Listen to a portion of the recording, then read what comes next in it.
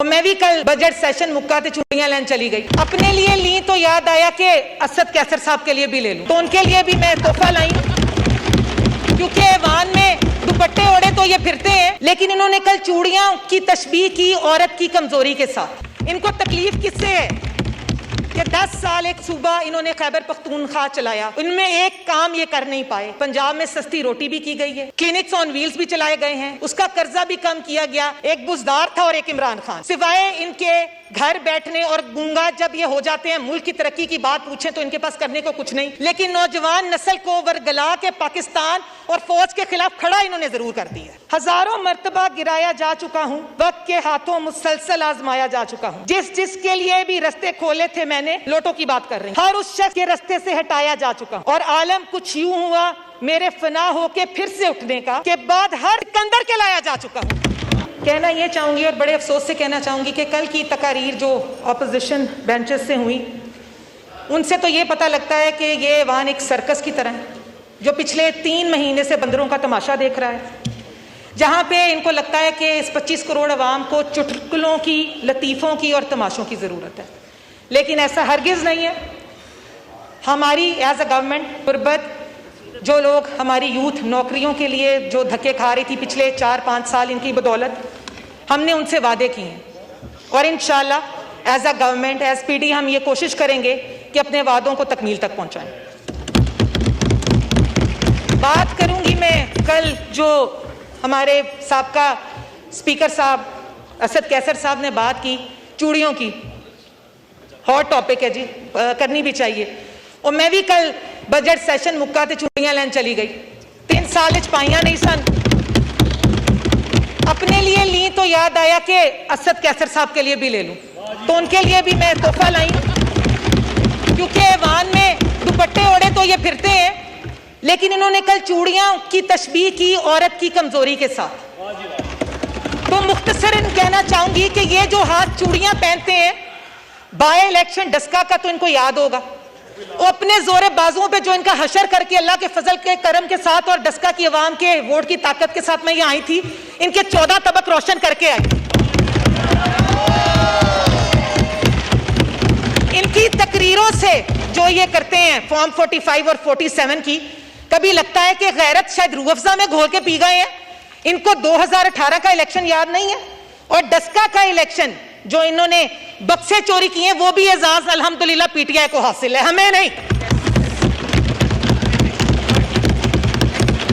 एक खातून एमएनए हूं, तो आज तमाम वो खवातीन जो कि पाकिस्तान में अमली सियासत का हिस्सा रही हैं, वो मोहतरमा फातिमा जिन्ना हो, बेनज़ीर साहिबा हो, तलसूम बीबी हो, मरियम नवाज साहिबा हो, और तमाम ऐवानों में मौजूद खवातीन चाहे वो किसी भी पार्टी से हैं, मैं ये कहना चाहती हूं कि आप तमाम बहनें, आप तमाम खवातीन इस मुल्क के लिए बाइसे फख्र हैं। और मुझे भी खुशी होती है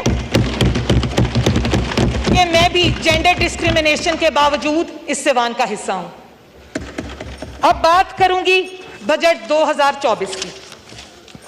समझ ये नहीं आती कि इन ना समझों ने, बेअक्लों ने बजट पढ़ा भी है कि नहीं।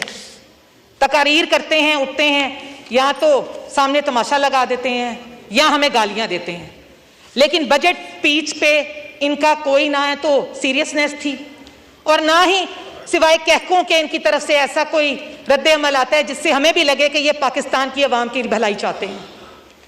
9 मई के वाक़े के बाद भी इन्होंने होश के नाखून नहीं लिए। इनको तकलीफ किस चीज़ की है कि पंजाब तरक्की कर रहा है, पाकिस्तान तरक्की कर रहा है। इन्होंने तो पाकिस्तान को एक तबाही के दहलीज पे ला के छोड़ दिया था, तो अब तकलीफ क्या होती है कि पाकिस्तान क्या खुशहाली की सिमत में दोबारा चल पड़ा है। बजट 2024 वजीर आजम मियां मोहम्मद शहबाज शरीफ, फाइनेंस मिनिस्टर, स्टेट मिनिस्टर, इन सबको मुबारकबाद दूंगी, क्योंकि इंतहाई मुश्किल हालात में पाकिस्तान है और आज के जो महदूद वसाइल है उसमें से भी इन्होंने बेहतरीन बजट पाकिस्तान के लिए पेश किया।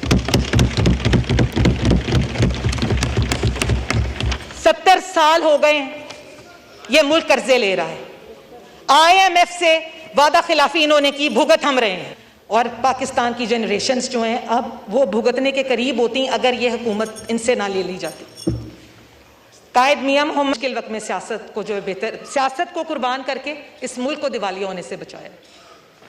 अगर अब एतमाद बहाल हम नहीं कर पाते हैं इंटरनेशनल मार्केट पे, तो इनको भी पता है कोई इस हकीकत से बाखबर नहीं है कि मुल्क के माशी हालात क्या हैं। इस माशी इस्तेकाम के लिए हमें मिलकर काम करने की ज़रूरत थी, लेकिन इन्होंने कसम खाई है कि ना खेडांगे ना खेडन देंगे। लेकिन ये देखेंगे और इंशाअल्लाह यहीं बैठे इस चीज़ की ये मिसालें देते फिरेंगे कि मियां मोहम्मद नवाज शरीफ और उनकी टीम ने पाकिस्तान को तमाम बुहरानों से निकाल लिया।